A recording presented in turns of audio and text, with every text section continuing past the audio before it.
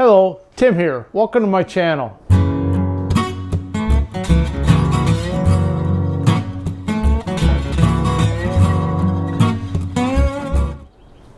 In today's episode, I'm going to talk about my bookcase here. You see this usually on the side, a little glimpse of it. And someone had made a comment about, curious about the kind of books I would have there and what kind of books I'd recommend. And just off the top, I say I recommend any book that inspires you or informs you. I like books a lot, probably more than the internet, and the internet has certainly a wider selection of things you can kind of dig into and find things. I found a lot of interesting stuff on the internet. But the books, to me, are kind of like friends. They're titles. You get to know the person, if you will. Someone that'll tell you something, he's reliable. Maybe it's a textbook that shows a how-to, or maybe it's just something more inspirational. And I'll explain why I collect the books I do and what the story is with my bookcase. So I'll go up to the top shelf here. At the very top, this bookcase is 10 feet tall and made out of 2x10s. And I made it pretty much equal distance. Every shelf is about the same distance apart. It's about 22 inches wide. So it fits my space in my shop. And it gets a little dusty from time to time. But the very top, these are antique books. They're probably printed in about 1907. And they're nature books. And I like those a lot. I don't look at them that often, but I like them because they have color plates of there's fish and there's game birds and spiders and butterflies. And there's times when I've used reference those pictures in there for a carving. Maybe I want to add a bee on top of a flower or something. I've done this before in a previous carving years ago. And that other book is a reference book called Country Furniture. It's a drawing book of period furniture and shops, and that's by Aldrin Watson. These books here, these belong to my grandfather, and they're old as well. So helicopter toy. I kind of stuff things in the shelves, just keep it interesting. These things are carvings that I did in another video. This is a book on fretwork, which was really popular in the 1920s and 30s. Did a lot of ornamental stuff with jigsaw work, and I just look at that occasionally, get inspired. But this is carpentry books from the period of 1910 or so. These are great books. The PD books are really good on the natural history of trees and western trees, and I don't know if they're still in print. And the rest of these, it's coming down. I've come to appreciate Dover as a publishing company, and a lot of my books are Dover reprints. This is a particular useful carving book. If you want to do letter carving, I highly recommend this Chris Pye book on letter carving. So it's one of my favorite books.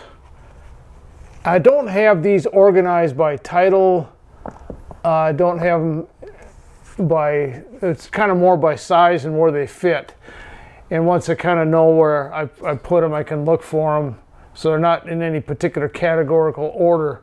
So I have some on historical tools, wood carving, stickly furniture, shakers, Victorian furniture, and I'm trying to think what else I have here.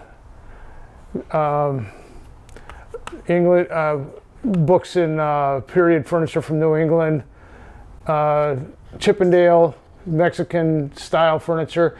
And all of these books were at one point, because of a job that I had where I was replicating something in New Mexico style or Mexican style. And not all of them are that useful to me anymore. I was going to say about the very top books up there, I have to get a taller ladder than a 2-foot one if I'm going to get anything down.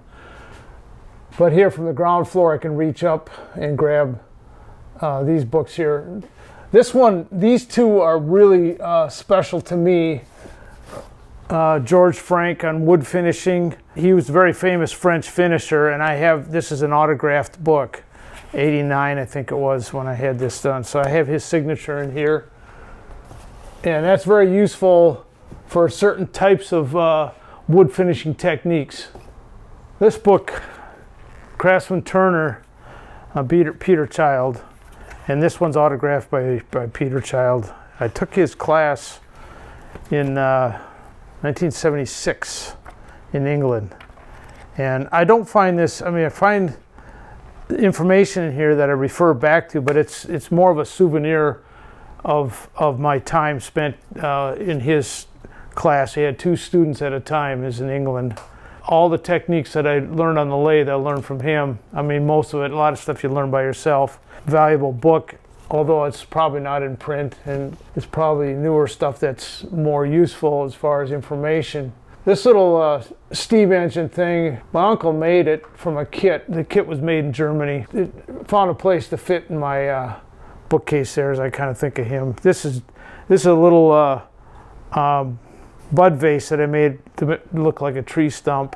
I keep my flashlight in there. But the rest of it from here on down is all books. My newest book is a book on carvings, from Swedish style carvings, and I really find these really interesting. They're kind of like little paintings that tell a story, particularly like this kind of style. So I bought this more as an inspiration, not as a how-to book.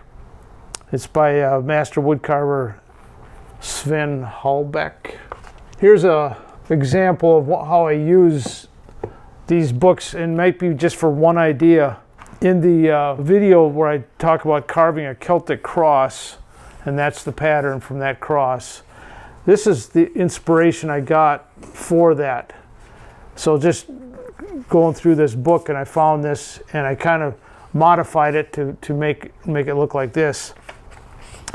And that's why I collect these books. And this isn't something you just sit down and read. It's not necessarily light reading, but I love having line drawings like that, and a portion of something will become an inspiration for a future project, a motif on a carving.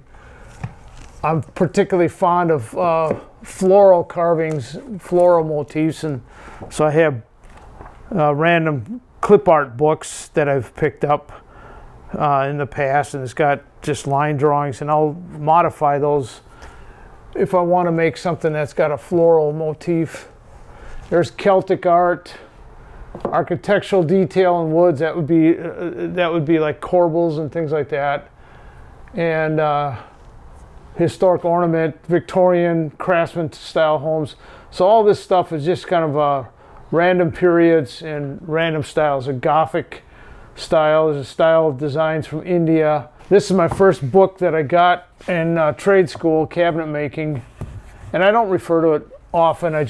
It isn't that useful. It's just a souvenir, I guess. I could get rid of it. I've gotten rid of other books of that type. But if I'm making furniture, especially period furniture, this was a highly influential book in my life years ago.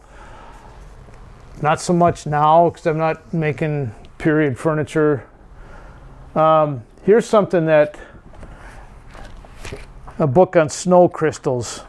And I find this one. This is by Bentley. He photographed these things in about 1910 or something like that, pre-World War I.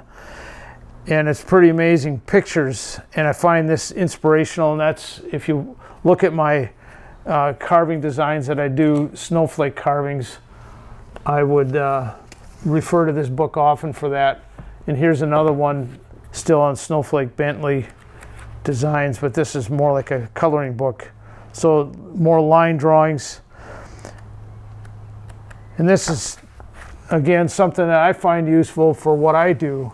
Other reference books, a lot of books on ornamental work and shop drawings, different things like that.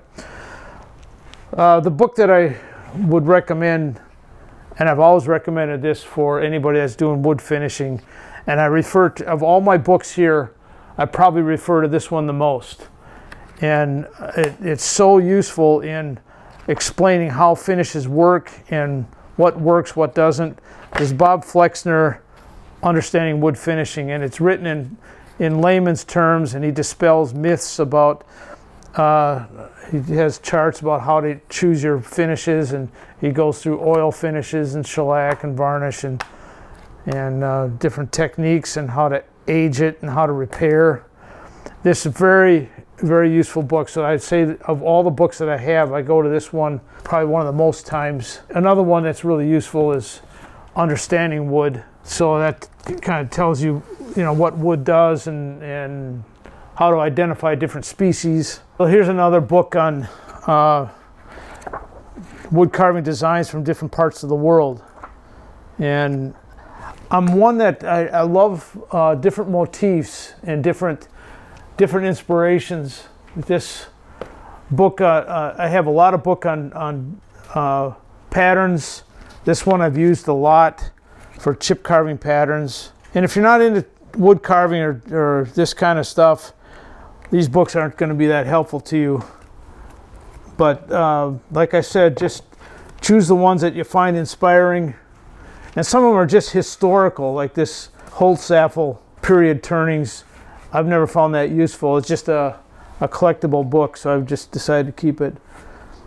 This book on Handbook of Ornament. Well, sometimes I kind of use my book as I know where I put photographs of things that I made, of designs. This is a Chase lounge frame that I built one time, and I used that motif that's in this book. So if I wanted to find that picture, I kind of look for the book, and I know I put them in here. But this is a handbook of styles of ornament, and explains where they come from, and again, it's probably unique to someone that wants to do period carvings and things. Some of these are books I've just had for years and years, and I just keep them because I don't know what else to do with them, but I come back to them if I'm going to look up something. A couple of these particular ones here, Wallace Nutting. Now that was a very influential author in my early days when I started making furniture. He was very well known for he was an authority on period furniture and design, and made reproductions. If you find a Wallace Nutting original, it's collectible now. He made period reproductions back in the 1930s. So those are books from back then. They're not that old. They're reprints from his original books. And and down below, this Hammer in Hand. This is all about the Domini collection and period shop, a whole shop that's set up in period tools and all that. And when I used to work in a historic setting, we referenced that book a lot to make sure that what we were doing, it was interpreting correctly what was done in that time period. This book is on Grinling Gibbons, who was probably the most famous carver, and his work is in St. Paul's Cathedral in London. He was a Dutchman. He did such incredible work as some of his stuff. And hoping to visit that later this fall when we take a trip to, we're planning a trip to Europe, and I'm hoping to see some of his stuff. So I find Grinling Gibbons' carvings really inspirational. Treen book here by Edward Pinto. It's out of print now, and it's a collectible book. I was unaware of that you can't find it, but this has got a lot of ideas of a treen is the word for made from a tree. That's what it refers to. And I get ideas from there for a lot of things I make, and things that are useful items besides just bowls and spoons, but a lot of stuff was made out of wood. So again, this is just my collection of random books, and they'll probably change over time, and some are given to me, some are I still acquire them here and there, but I got to make room for them, so I get rid of some other books and donate them if they're useful to somebody else. I used to have a bunch of books on guitar. I still have a couple of guitar repair. Thought I'd make a guitar one day, but I decided I'd rather just play them than make them. So that's my book collection from top to bottom. Thank you for watching. Please give it a thumbs up if you would, and we'll see you next time.